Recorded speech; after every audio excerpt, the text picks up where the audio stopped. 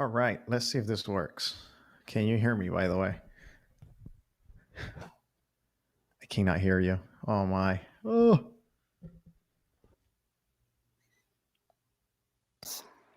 Now No. I can. Yes, I can hear you now. And with a lot of people that are on the other live stream, I'm going to try to see what I can do. Um, because everyone should be right now. Yeah, this is better. Okay. Well, everyone, I'm going to have to see if this works. Link had to be moved. Right. So, and I'm gonna have to repost this. Just give me 1 second, everyone. I'm reposting some stuff so that everyone knows where the new link is. Phone to stream.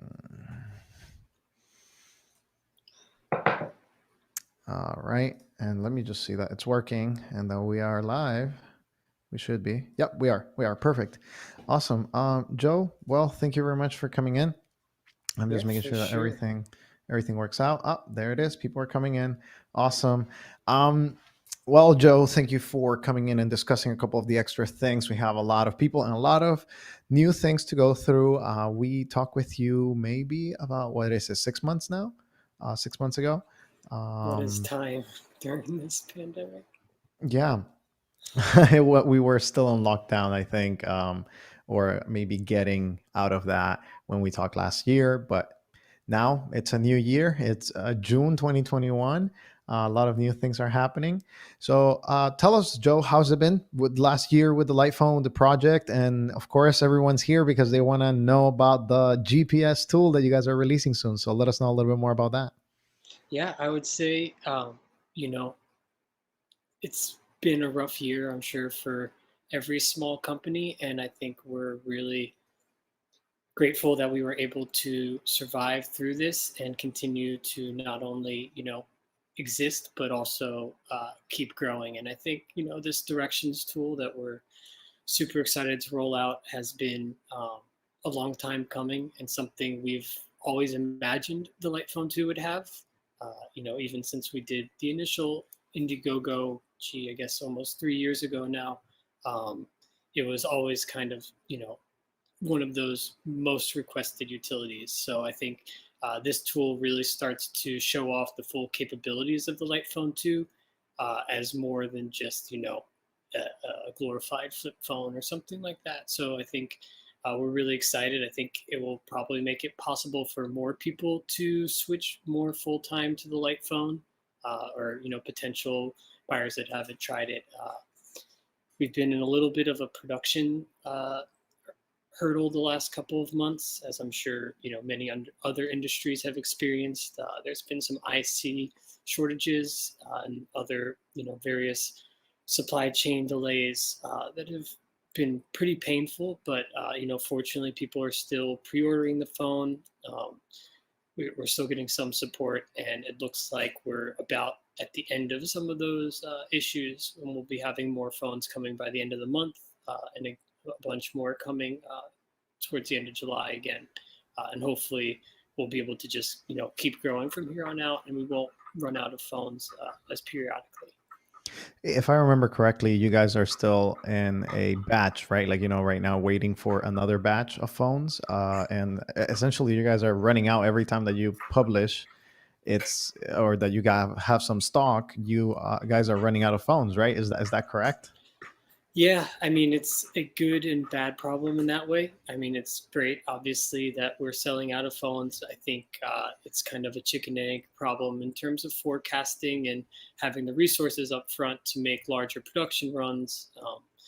Just hasn't been a luxury, but we've been able to work out some different financing things. So it looks like that we're kind of outgrowing that phase of Light Phone 2. Hopefully soon. But yeah, Mhm. as you mentioned, we basically take pre-orders. So by the time the batch of phones is ready, most of the phones have already been kind of pre-sold, and so there's only maybe 1 or 2 weeks that we'll have the phone available on our site before we're back to pre-order, which is a great problem that we're selling phones. But I think the issue is that not everyone wants to pre-order a phone, and I think we would probably be able to reach more people if we had them more readily available. So that's definitely our goal, and taking that a step further, I think we're trying to also get the phone in more physical places Mm, as a kind of unique phone with the e-ink screen. I think it really helps for people to see it hands on. Or another idea we had is trying to get some sort of testing program in place so a user could test a used phone for maybe a modest down payment or something like that, and then if they were interested in it, we could swap them to a new phone or something along those lines. Looking at like Warby Parker or other kind of companies that have really great trial programs as a kind mm. of model there. Yeah, that sounds like a good model because you test it out for a little bit. If it's not for you, you send it back. I mean, and you have tester units, of course. Like it's not going to be like the brand new unit, but you kind of decide, hey, I'm going to test it out. Let's see if it works for me. And actually, I just finished a podcast before we are doing this live stream for the Dumb Phone Show. You've been there. We talked a little bit more about the live phone in one of the episodes, but I was talking with another creator, Andrew Foltz, about his YouTube channel and how he like needed to start it first. Like he needed to try it first, try the light phone, and finally he has committed to the full lifestyle. But it takes like it's a process for sure. Um, well, Joe, a lot of people want to see some things in action. So, can you tell us a little bit more about the GPS tool? How is it going to work? What are the providers? And of course, when is it coming? That's the thing that a lot of people are Yeah, I excited. think I can start with the probably most pressing question. It looks like we're going to be releasing it June 15th. I know I'd kind of teased next week, the 8th. Fortunately, the delay is mostly bureaucratic in its nature. It might not be completely obvious to everyone, but we're using here to provide the actual navigation logic. Here's a private company, and there's a licensing fee that's involved, and so each time someone uses the directions tool in Lightphone, we're actually paying for it at Light. And it's something we've kind of accounted for and wanted to do, and this allows us to make sure that the directions tool is private. So that's a very big piece of that for the light phone ethos, and we're finalizing some of those things, and it doesn't appear like we'll have it fully resolved by Tuesday. Hmm. Other things like we want to have a clear terms and conditions around what exactly the tool does when you install this tool, because unlike our other tools, it is the first time the GPS would be enabled for a user's phone. So we want to make sure we're as transparent as we can be about that. So I think some of those last bells and whistles, we're going to push it an extra week. But the beta build that I should be getting tomorrow afternoon, I think is what we're considering, the first release candidate. Hmm. There may be some tweaks that we'll polish up next week, and assuming there's not any outstanding crazy bugs, I think it's there's a few little optimizations we want to make, and we might even try to get things like public transit, which I guess now we can start talking about what the tool will actually do. But in our current testing, it only supports walking and driving. Hmm. Um, but public transit shouldn't be a significant extra lift, but we didn't want that to necessarily be a hurdle, because many people could probably start using the tool as it currently is. So it's kind of a balance of wanting it to be ready to release and as final and polished as possible, but obviously you know the urgency of trying to get this out. Many people have been eagerly waiting. So Yes, of course. It's been in the making, and of course, it's one of the most hyped tools. Um, we'll try to I know you have kind of like a beta version, and maybe you can showcase a couple of screenshots in a second, but take us a little bit more about, there was one question, we have a couple of questions that we'll go over in just a mhm. second from the community. And one of the things that people wanted to know is, okay, we have the majority of the tools that we were promised from back in the Kickstarter. We have developed most of the things. can we get some of the bugs squashed? Like, that was one of the first things. Like, what is the focus now that you have the major releases of these tools happening? What's the focus for the from the company standpoint, to move forward in the light phone with the light phone I community? mean, I'm sure I want those bugs squashed just as much as everyone else as a user and the one that's, overseeing customer support. It breaks our heart to see, the same bug mentioned or bothering a user again and again. So I think, we've kind of always had this cadence, or we've tried to have this balance of releasing new features and then spending some time focusing on the existing OS. Fortunately, now our team has grown since the beginning of the pandemic, so it looks like we'll be able to do a little bit more divide and conquering. This summer, there's definitely a lot of OS updates. That we're eager to get in there. Voice to text, which I don't know if you recall, we almost released that in December. We had some ideas for how we could make it better, utilizing some cloud capabilities and a larger kind of dictation library. So Hmm. that should be a fairly simple piece to finish up. So I think voice to text is a new feature we'd like. There's a lot of podcast bugs and upgrades, and we're very aware of those and eager to get a lot of those sorted out. Bluetooth being another huge one that we kind of haven't been able to fully dive into and rework. So I'd love to have someone focus on that for about 4 weeks and see if we can, improve some of the Bluetooth compatibility and get things like volume control and play stop controls into Bluetooth. But particularly when it comes to connecting to cars, we've seen a variety of issues. Hmm. My car in particular has it as well. Then other things like voicemail icon and call waiting are two kind of other features we'd love to really get in there. And then when it comes to group messages, currently there's a bug that doesn't allow images to forward from group messages. It has to do with how group messages are actually sent as MMS, and our phones just wrongly not detecting them as something to forward. So that one should be simple, but also adding timestamps and the ability to search for groups. These are kind of just the ones that are coming top of mind. We have, Right. as you can imagine, huge list of other ones that we'd love to tackle. And I think actually, probably right around the time the directions tool is out, I was planning on putting out a survey to some of our existing users to help us maybe prioritize within that kind of bucket of OS updates, which ones we should prioritize. I mean, Hmm.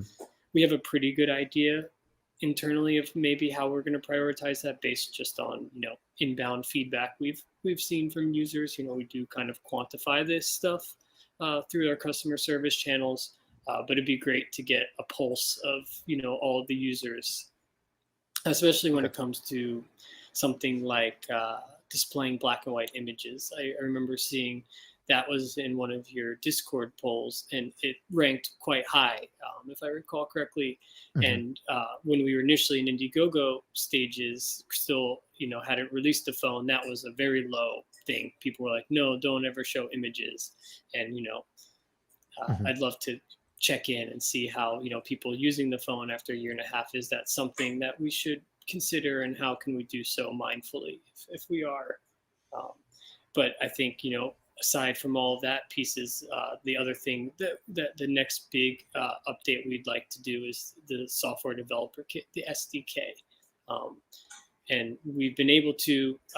In the background of the last few weeks, really start to architect out how we think that might look and work. And it's getting really exciting. So as soon as the directions are done, we're going to have our developers kind of try to quote out how long we'll think that will take so we can get a more realistic timeline for that. But it seems possible that, maybe late summer, early fall, that's my kind of non technical guess, but being relatively conservative seems possible. Obviously, it depends how many developers we want to focus on that versus all those other uh, features that I mentioned wanting to take care of. So it's kind of a balance. But I think the software developer kit will allow for people to create and collaborate and share a Hmm. variety of tools. So that one's going to be really exciting. Um, and again, this summer, I plan to also start to gather people that are really interested in that, so we can get a little community together for group brainstorming, getting some feedback around the SDK, but also maybe even seeding some of those tools so that when it does launch publicly, there might even be a few tools already created by users to kind of showcase the potential of the kind of community sharing of tools. Absolutely. And I think you addressed, honestly, you addressed a lot of the questions that are on Reddit, that are on Discord already. So I'm going to just kind of skip over those. Can we see just kind of like, I mean, you're not moving, so we will not be able to see it following, but a lot of people have kind of like, how is it going to look aesthetically, the tool for The the directions GPS? tool. Yeah. Yeah, I mean, I mentioned screen sharing because I think that would maybe make sense for a more proper walkthrough, but I can definitely showcase. This is always really hard for me with the mirror, but shoot, sorry, I'm like really bad at the mirror thing. So, at the highest level, you'd open your directions. You can see at the bottom there's a GPS Y and a network N. That's purely for me testing. That won't actually live in the actual tool. But the main directions tool would kind of be this screen. You'd have a list view on the bottom left that would bring up, sort of the full list of directions that you could scroll through, um, kind of like MapQuest style. And then there's this map view that we've been able to get in, which we're pretty excited about. And it actually works way better than we thought for the e-ink screen. So you can see, I'm in the middle of a block right now, so it's kind of routing me to the nearest closer thing. And we have been working on essentially an algorithm for the screen refreshes. Because I'm not moving, it'll probably refresh about every 10 to 15 seconds. There's one. There it But is. as I move, and the GPS is pinging, I believe less than every second, about a second. Uh, if I move X amount of feet, it will refresh quicker.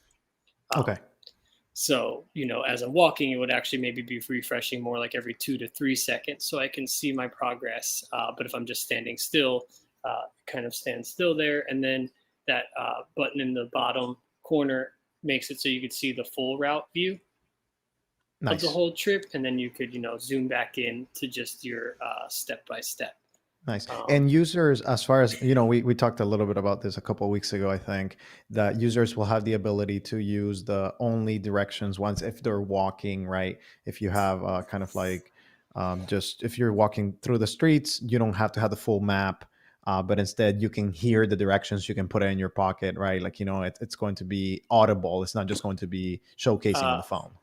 Correct. Right now, the voice commands, as we call it in the settings, is only applied to driving. I'm not sure Mm, if that's a hard limitation or something we could also offer to walking.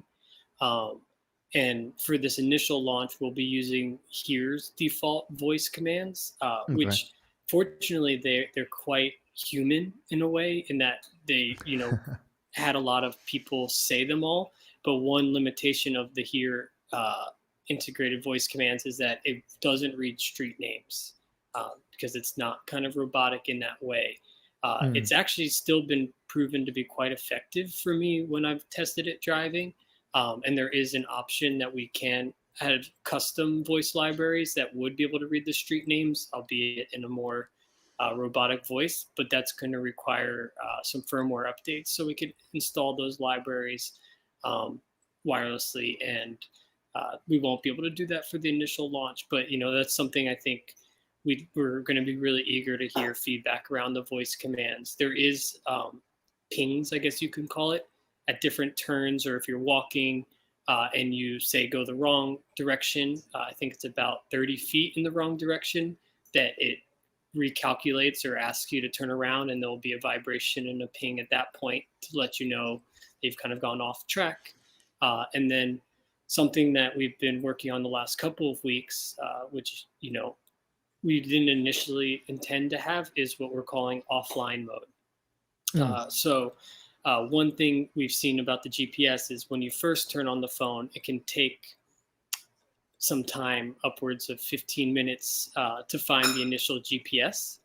mm, So we've mhm. done some work where there's actually priming happening in the background. So if you download the directions tool, you have your phone plugged into a charger, it has a significant amount of battery, it will, start to get that GPS connection so that when you open the directions tool, it will get your GPS in a couple of seconds, like you might expect.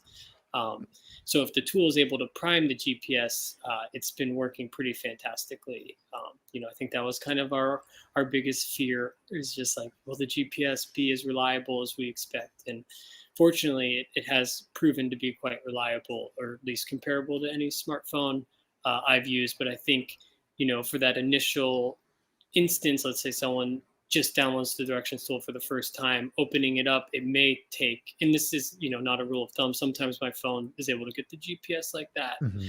But we wanted to account for those situations where, there is no GPS. And so we built what we're calling an offline mode, where a user can still, search the origin and destination. And then instead of having that kind of this main screen, Hmm. as the default, it would be more like the list mode screen, I and it gotcha. would let you know that you're in offline, and it would have the option to view the map, but more like a slideshow. So you could slide through the different steps, and it would show each of the turns that you're supposed to take, as well as the full map. So, what we realized is some users may prefer the offline mode because it would save battery significantly and data, if either of those were a concern to you. So that actually is something that's in the direction settings that you can toggle on and off the offline mode. And if you have GPS mode as your default, which the tool defaults, and say you lose GPS, it would recalculate to offline mode, but we're still listening for the GPS. So as soon as we get the GPS connection again, maybe you're underground in the train in New York City or something like that, it would re uh, switch back to GPS mode and live navigation. I think that's very helpful, especially for people who have limited plans, who do not have this whole, unlimited data, or they're in different countries, and whatnot. So I think that this is excellent, Joe, and I just want to commend the team, commend everyone, because it's what we've been asking. You guys are listening, and that's part of the experience. Um, One thing that a lot of people asked on the GPS, what they wanted to know is how's battery life. Like, battery life with the light phone 2, just regularly, you know 1 to 2 days. You can make it last 3 if you use it sporadically, but GPS, we think that it's going to have a lot of resources, right? Like, so what's your battery life like Yeah, in, I've so. definitely been tracking it when doing my different log tests. I'm forgetting the exact percentage to minutes, but I believe it was something around like 10% of battery for about 20 minutes or 30 minutes of using the tool, Hmm. which was like a 20, 30-minute drive to and from my art studio. I think it was about 10% of the battery. So it's definitely a significant drain, but I think I was afraid it would be worse than that. Right.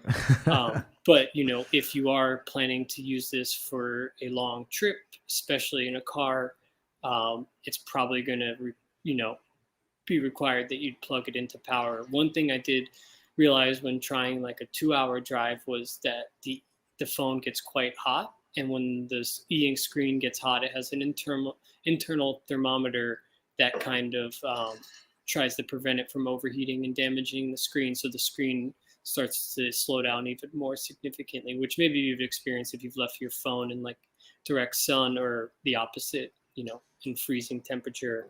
The screen naturally slows down a little bit more. So, the tool's definitely simple and intended for more simple directions.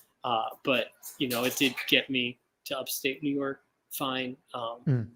It just was quite hot and a little bit slower at the end.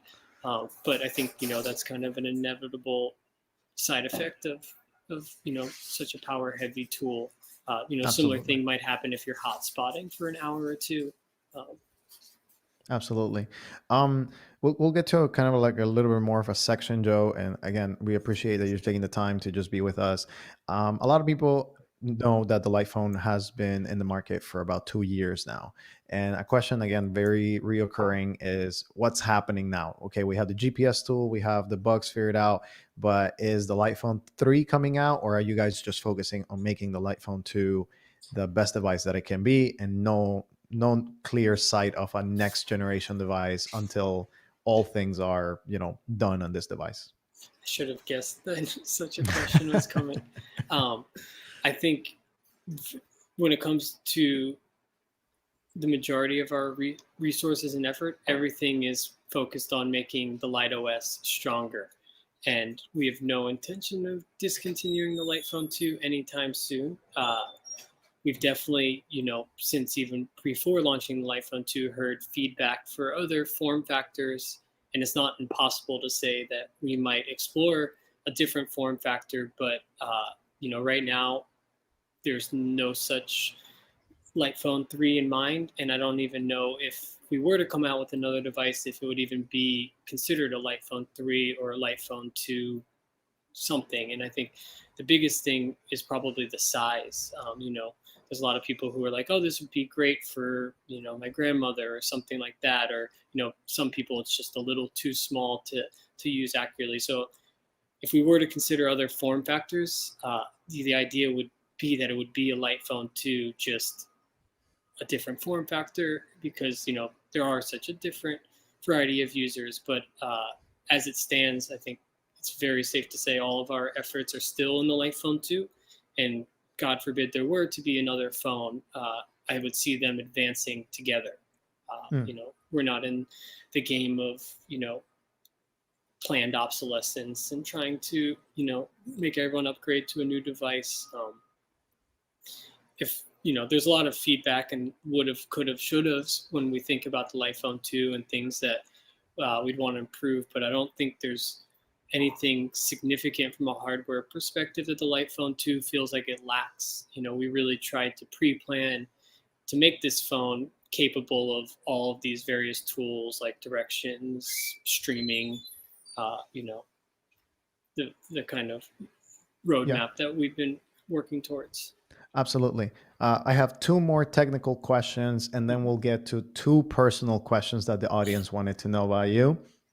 Um, so, one more technical question that has come a lot, especially because of how the pandemic, right? Like, nowadays we use different tools than we not used before. So a lot of people are thinking about privacy. They're talking about like the importance of privacy. And I know the SDK will probably allow for Signal, right? Like, some sort of integration there with messaging, not only SMS, but other services right from the community. But something that caught my attention was two-factor authentication, right? Like, whenever you go into your email and you need to authenticate, or you need another app. Have you guys thought about that? I think it was the first time that I saw that question. We have addressed, the Signal, all of the messengers before, but like in the other live stream, and also in a couple of extra things. But have you guys ever considered for the two-factor, like that privacy kind of uh, Yeah, I area? mean, it's definitely something I've seen since even our crowdfunding days, not maybe as frequently as a lot of the other requests. I would say I'm less personally familiar with how that exactly works. I've had people share a few different apps they use, but it tended to seem like there was a variety of different apps for different specific needs, and it didn't seem like there was a universal 2FA like tool that I could imagine Light building. I'd love to be further informed if there's something more universal that might make sense for us to create as a tool. And I'm sure maybe via the SDK, some of these other app makers may be able to make a version fairly simply for Light Phone 2 that users could find their Mhm. 2FA of need. It doesn't seem philosophically anti or against what we're trying to do with Light Phone, but we haven't seen a clear cut idea of how that would work yet. Okay. Yeah, and that's fine. Um, And I mean, some of the things of releasing the SDK, I think, will open up a lot of the other areas.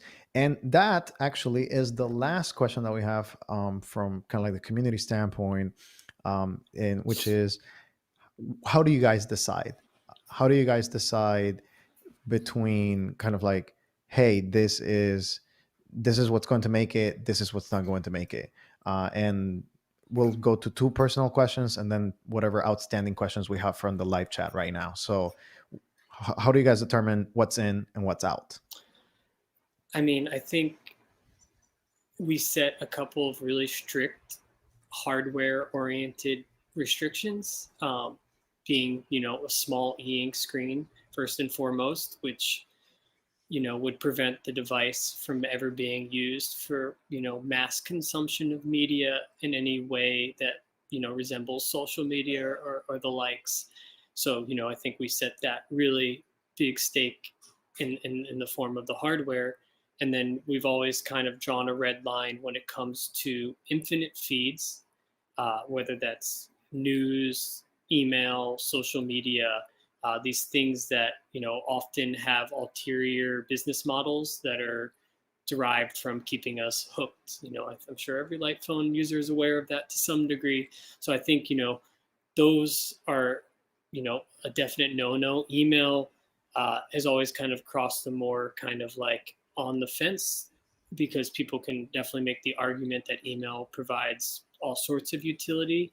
But I think, first and foremost, it would never be a great experience on such a Mm. small device, without being able to view images, trying to reply in long form without autocorrect, and, all these other kind of hurdles. I just could never imagine email working from a practicality standpoint. But fundamentally, I just think email tends to be more of a source of anxiety and stress than maybe we acknowledge. I mean, maybe it's just me personally, but even before the light phone, I was a freelance designer, filmmaker, and email kind of became this 24/7 on.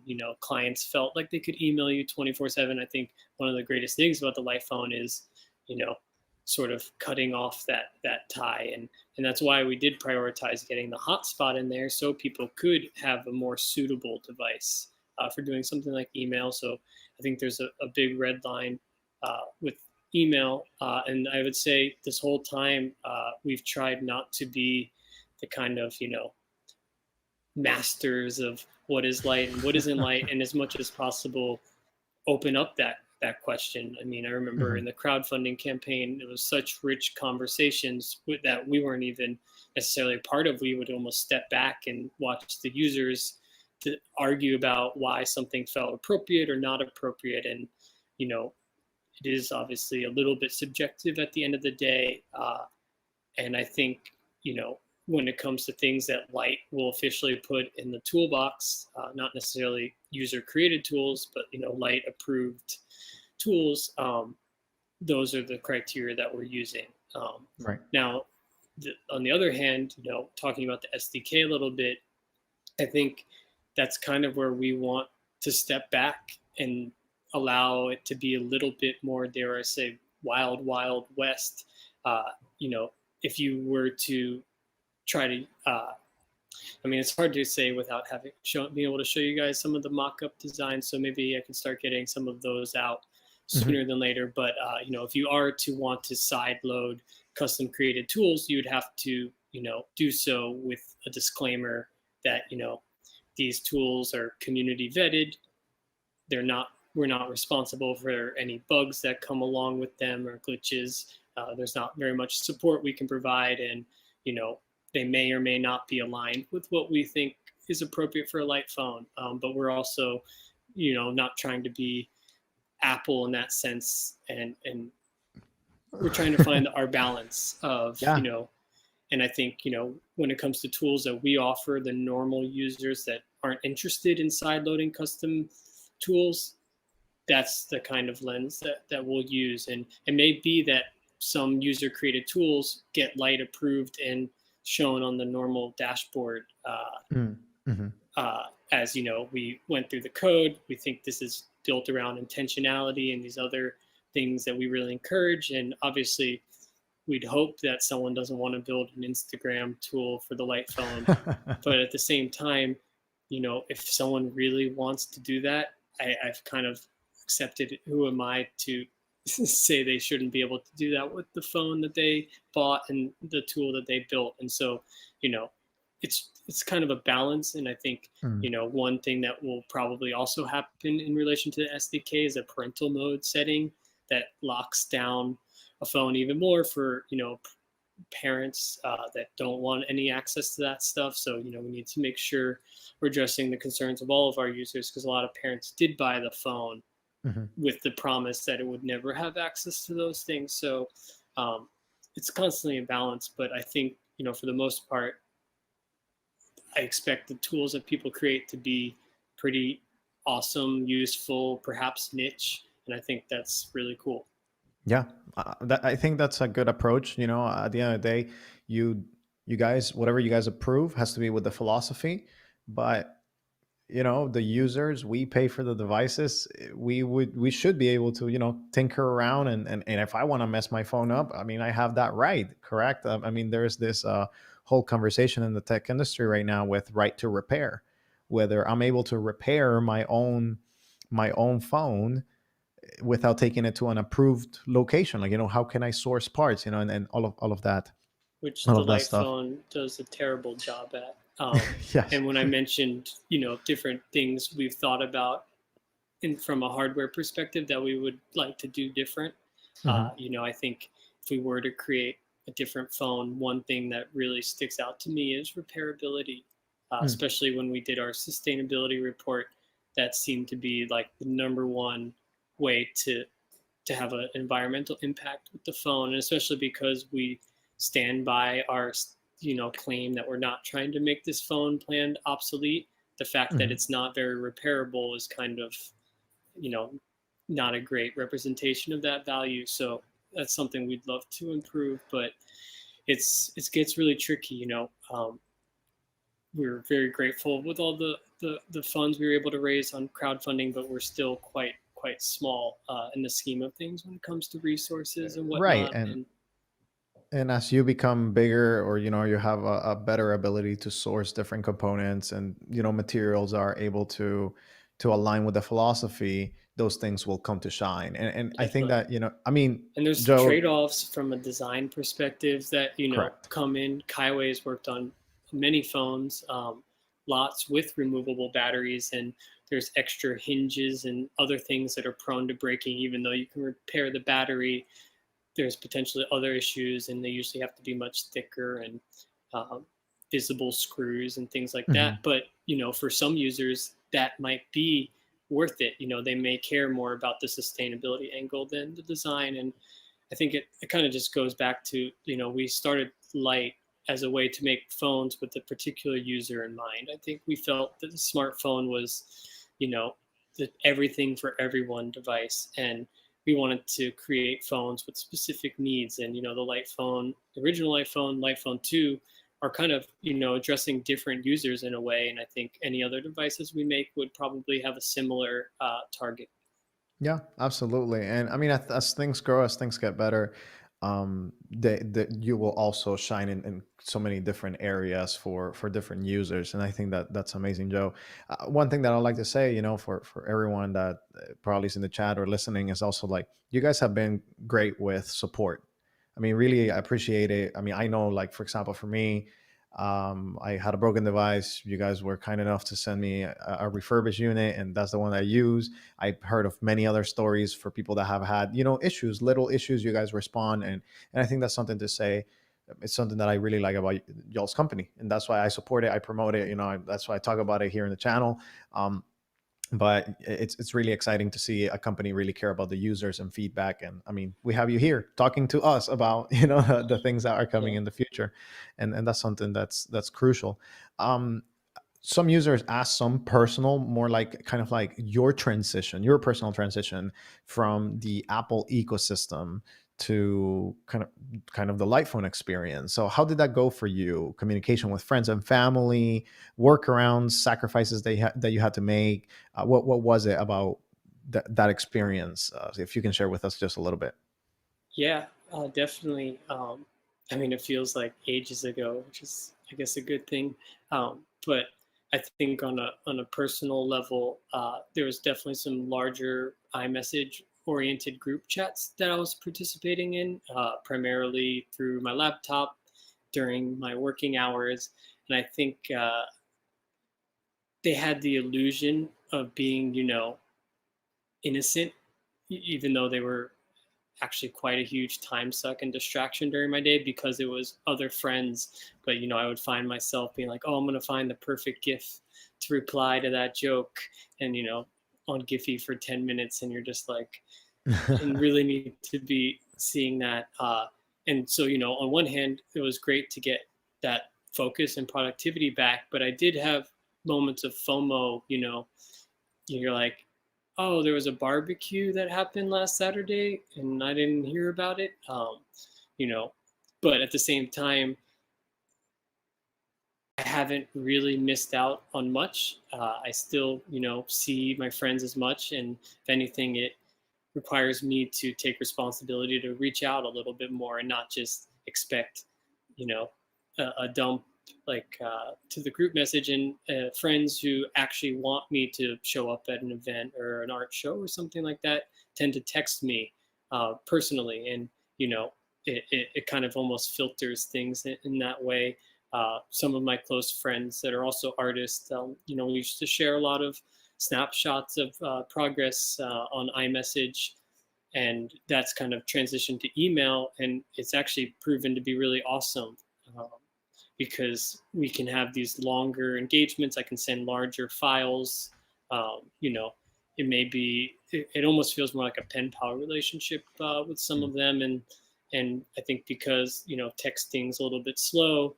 My friend that I haven't seen in a couple of months on the other coast, I call him. I don't just have like 10 texts back and forth. It's just, uh, a little bit more of that. I think in terms of business side, which is, obviously everyone's situations are very, very different. And, being a light phone founder, I think I get probably benefit of the doubt with some of these things, or at least it's expected that I would be perhaps less available. But I think it was around a matter of communication, explaining to the different people that work for me how and when I'll be using these different mediums.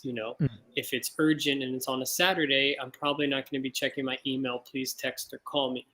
I'll check the email presumably Monday morning, and I'll probably stop checking email at a reasonable hour in the evening.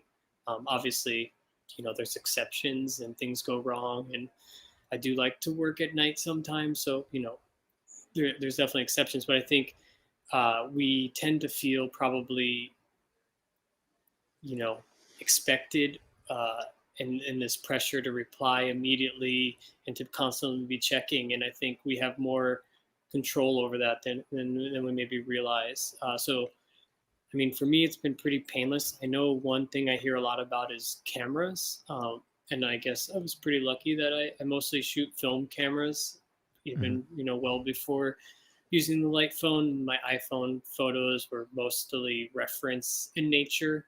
Uh, so, losing that wasn't a significant, creative roadblock that I had to face in any sort of way. And I kind of was already using an iPod Shuffle a lot. For a little bit, I had my old iPhone as an iPod, and then I ended up getting an actual iPod for my like longer form music. Actually, now the Light Phone music tool has been around. I haven't touched my Shuffle in almost a year. Because this is kind of my like playlist on the go if I need songs like that. But if I'm going on a road trip or plane flight, I'll bring my iPod. But that usually lives in my car or my art studio. Mhm. Absolutely. One more personal question, and then we'll be back to the final round of technical or community questions. Is so now that you have this kind of like massive company and just methods of communication, Sort of. right? Massive from like a user perspective, like I mean, you we're guys very have. humbled by the amount of users we have. That's definitely true. Yeah. And so you have like a lot of users, a lot of people. How is that communication, like your personal communication, has changed? Because it's kind of like you created this product so that people could disconnect, and by you creating this product and giving it to the world, now you have to be connected all over with all of these different people and worrying, or like, hey, did the battery life, or did this person get it, whatever it is. So how has that changed for you? Yeah, that's definitely been an interesting and relatively rough transition. I think, I probably was on email and social media significantly less prior to the light phone on a personal level. But I think in other ways, you know, this project is something that we're so passionate about that those are the means and mediums in which I have to embrace in order to get this thing out in the world. Uh, and so it kind of offsets that a little. I would be lying if I didn't say, I got the Sunday scaries opening up emails and, seeing users that have issues, because we really do take this stuff to heart. I probably take it Hmm. more to heart than I should, considering just how large the scale is and how some of these things are seemingly out of my control. I still feel responsible for every little bug and issue. But opening our Instagram, for instance, where this idea is incredibly polarizing, especially when we were doing paid advertisements. You attract the full range of comments, and Right. lots of discouraging comments that at first always kind of like, ooh, they're a little bit unsettling. But then you also remember that those kind of like trolls that have all this kind of feedback that clearly isn't based in reality of like, your phone should cost $20, have no idea how much just one single e-ink screen cost us at all. um, it's just kind of you're able to be like, this is exactly what I'm fighting for people getting away from. So when you're able to like kind of change your relationship to it, it makes it a little easier. um, you know it's hard perhaps to do that and be as vulnerable and try to be as open at times, but it's also really important because we want the light phone to treat people how we want to be treated by Mm. companies and people. And unfortunately, there's so few companies that have that integrity, at least that I interact with on a regular basis. And that's that's what we're here to do. And it ultimately is much more satisfying than terrifying. Yeah. Yeah. Well, thanks for sharing. I think some of the community had that kind of perspective. They wanted to know a little bit more about like kind of like your personal use and kind of like that relationship as well. We're back to final questions for GPS related. That's what this whole live stream is about. And something that we want to know, and also from the community and right here in the live chat came is, so let's say I'm using the GPS. Can I still listen to music, listen to podcasts? Which one takes priority? Can I make phone calls? How does that work? Yeah, so it's a good point because the directions tool does open up for the first time, perhaps some more of this like multitasking element.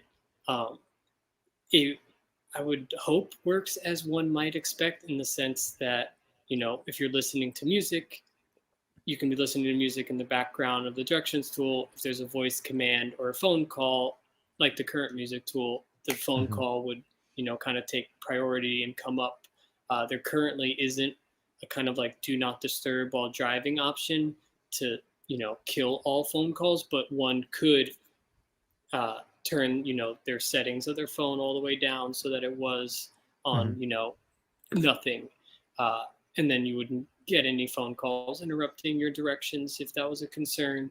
Um, in terms of like the toolbox button, which, as you may know, if you're like, listening to music, but you're sending a text, if you long press it, it'll jump back to whatever is playing out loud. Like on the podcast or music tool, the directions tool will take priority to those. So if you were listening to music and you had live directions and you were in a different screen altogether and long press the toolbox, it would take you back to the directions first. Okay. And can people turn off the voice part of the navigation? Is that Mm-hmm. a good? Okay, So so it's there's going a to be an option. setting for voice commands, as well as the volume controls will also control those. Okay. And that also goes for the pings in the walking mode. So if you didn't want those, you could just either turn it off with the toggle for good, or you could turn down the volume and essentially mute it as well. Okay, good. Well, that's good to know. One trade-off with the volume stream, the way it works through the kind of underlying Android, is that the music and the directions share that. So you would have to toggle it off if you wanted no voice but music. Mm, If you muted the voice but left it technically on, you'd also be essentially muting your music. It's kind okay, of like so one volume stream of the phone. the controls are calls on their own separate volumes, and then you have music, podcasts, and directions under the same kind of like level, if you will. Yeah, there's a Okay. few different channels. I think Alarm has its own unique channel as well. Yeah.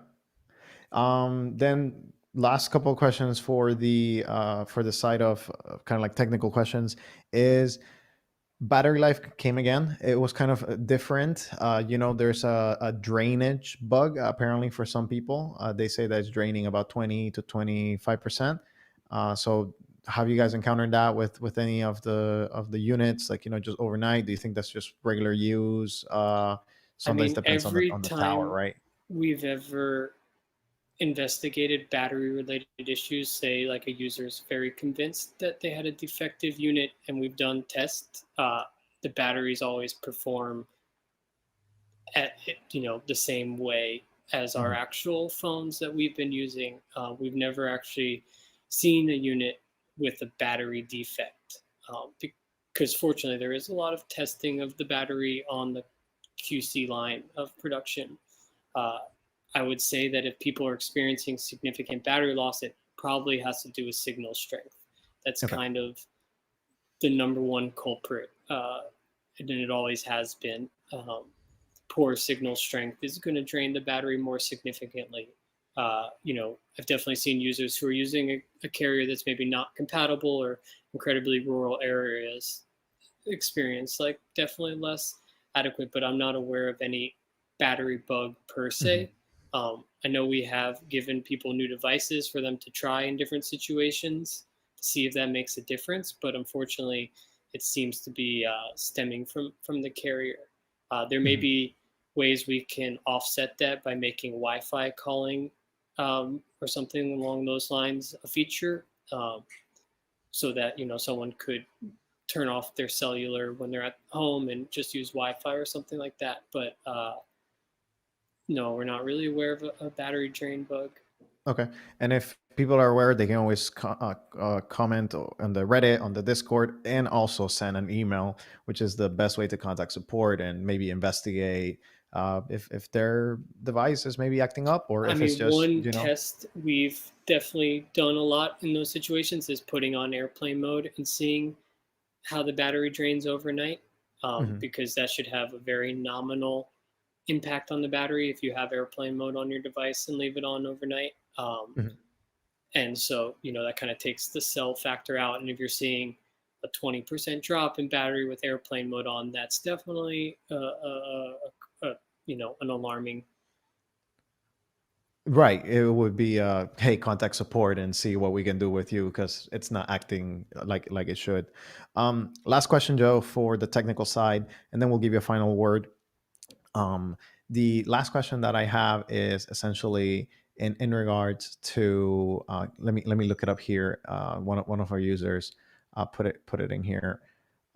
It was actually in regards to the Wi-Fi calling feature. A lot of people say that they have poor signal. They may be living in different areas. They don't live in cities, and they're used to Wi-Fi calling, or they prefer Wi-Fi calling for whatever reason it is.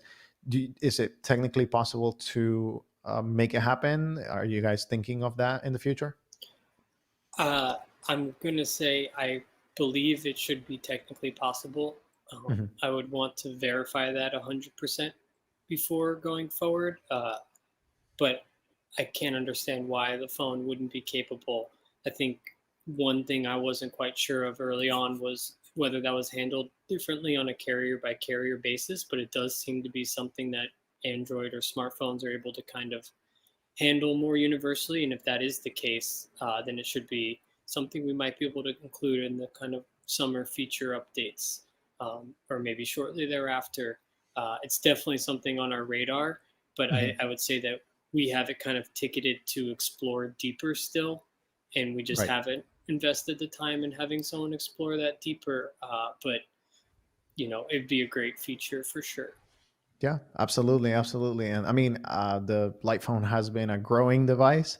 It has gotten better and better. I mean, I still remember when I got mine, had alarms and phone.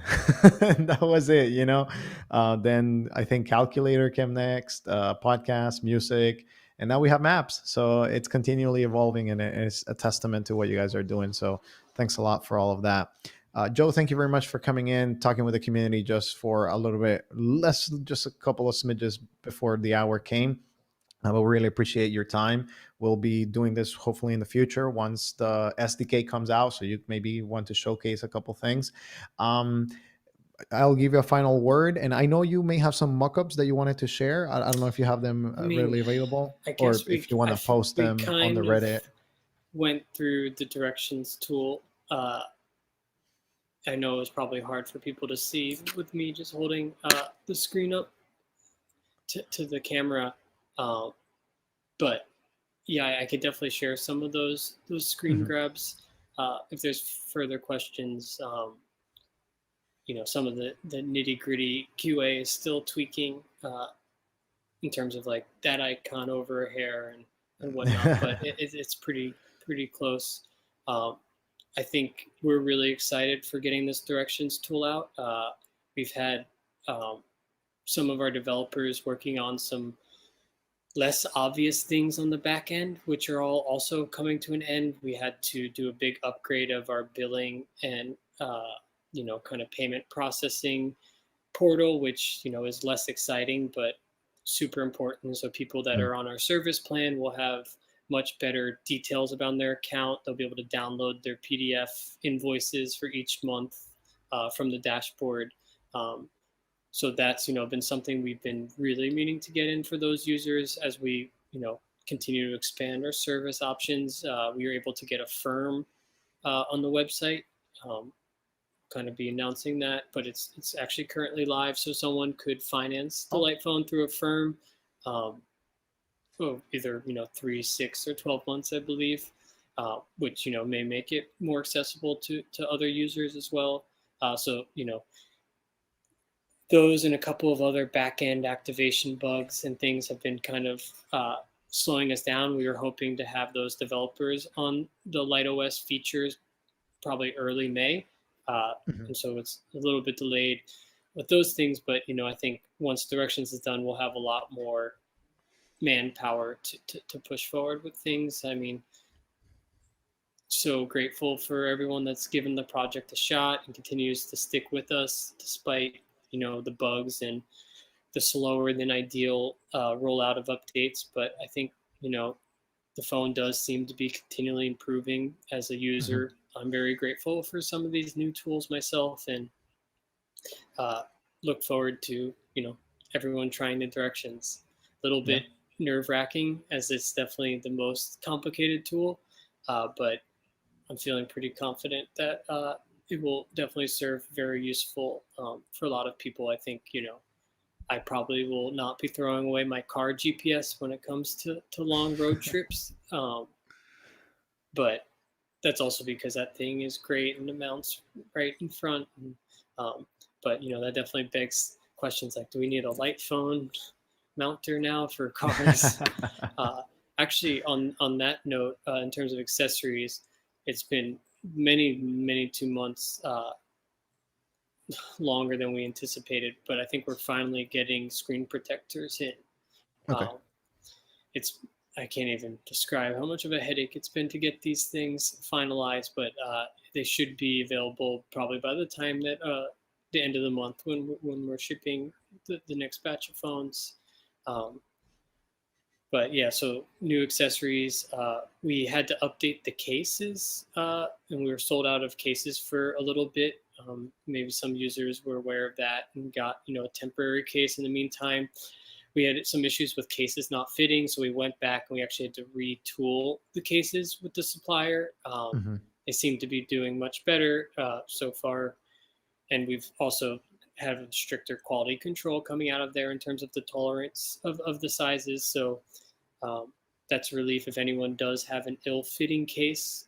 That's definitely something we've always been able to replace or refund. If anyone was affected, it wasn't a huge percentage of cases, but it was definitely Mhm. enough for us to want to pause. But cases are back in stock. Hopefully, phones shortly will be back in stock to stay, and then I think there will be a couple of other minor surprises over the summer that people might be excited about as well. That's good to hear. That's good to hear. Maybe we'll get the unicorn. What's it called? The light phone in yellow. Maybe we'll see in a different color out there. Well, I'm really excited, Joe, for the future of the company and the product. I mean, myself is my daily driver, so it's really exciting to hear a lot of the things that you're doing with the team to make this product better and overall for users. We want to thank you again for coming into the live stream and for just giving just a couple of things, a glimpse of what's to come and what are the priorities, and also into your personal life, how things have been with your light phone experience. Thanks everyone for watching. Appreciate you guys watching. Make sure to check the links for the Discord, for the Reddit, for the light phone. Joe's there from time to time. He looks at the feedback and, of course, listens to some of the comments. So make sure if you have an issue, also to put it or to go to the support at lightphone.com and at the light phone, right? Support at the light phone, is it? Yeah, At the support light phone, at the correct? lightphone.com. And I think you said that you can now do it on a firm. So the payments, you can split them, right? So Yes, if you exactly. pre-order, you can also kind of like pre-order through that method, which will Exactly. be nice. Yeah. Well, making it more affordable, or at least kind of like dividing the payments, not one big shot. I think that's great. Joe, thanks again. Appreciate everyone watching, and we'll see you in the next live stream. We'll see you in the next video. Hopefully, it'll come soon, and we'll keep letting you know once um the GPS tool is out. I'll be making a review and I'll be doing a giveaway. So stay tuned for that. I'll be doing a Oh, giveaway for one of nice. the light phones. Yeah. So whoever wins it, they're going to have a brand new light phone for me. And you guys get to experience it and fall in love with the device. But thanks a lot again, Joe. And thanks for everyone watching. See you in the next one. Cheers. Thank you.